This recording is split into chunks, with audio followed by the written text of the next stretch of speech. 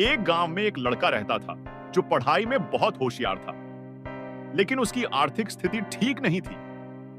वह दिन भर खेतों में काम करता और रात को थोड़ी पढ़ाई कर पाता।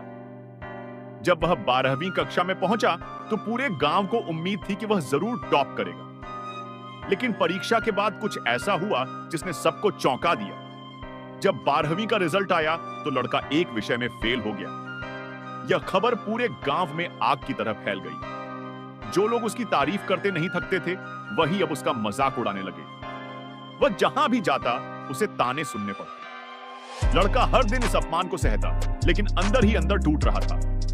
एक दिन तानों से तंग आकर वह अपने गुरु के पास गया। उसकी आंखों में आंसू थे। उसने कहा, गुरुजी, मैं अब और बर्दाश्त नहीं कर सकता। लोग हर समय मेरा मजाक उड़ाते हैं। मैं क्या करूं? गुरु ने उसकी बात सुनकर शांत स्वर में कहा, मैं तुम्हें एक काम करने को कहता हूं। अगर तुमने इसे पूरी ईमानदारी से किया तो तुम्हारी सारी परेशानियां खत्म हो जाएंगी। लड़का चौंक गया। उसने पूछा, ऐसा क्या काम है गुरुजी?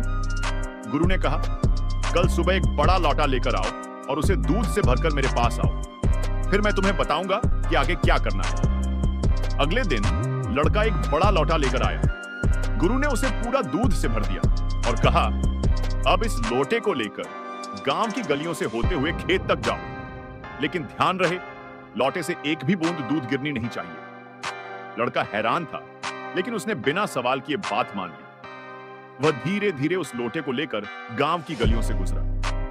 रास्ते में वही लोग खड़े थे जो रोज उसका मजाक उड़ाते थे, लेकिन उस दिन कुछ अजीब हुआ। लड़के ने किसी की आवाज नहीं सुनी। उसका पूरा ध्यान सिर्फ लौटे पर था, ताकि दूध की एक बूंद भी न गिरे। जब वह खेत पहुंचा तो उसने राहत की सांस ली।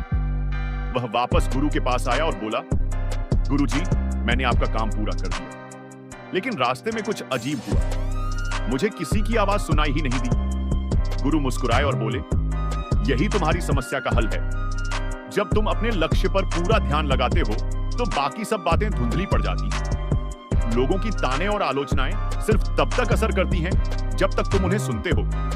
लेकिन अगर तुम्हारा ध्यान अपने काम पर रहेगा तो ये शोर शराबा तुम्हें परेशान नहीं करेगा।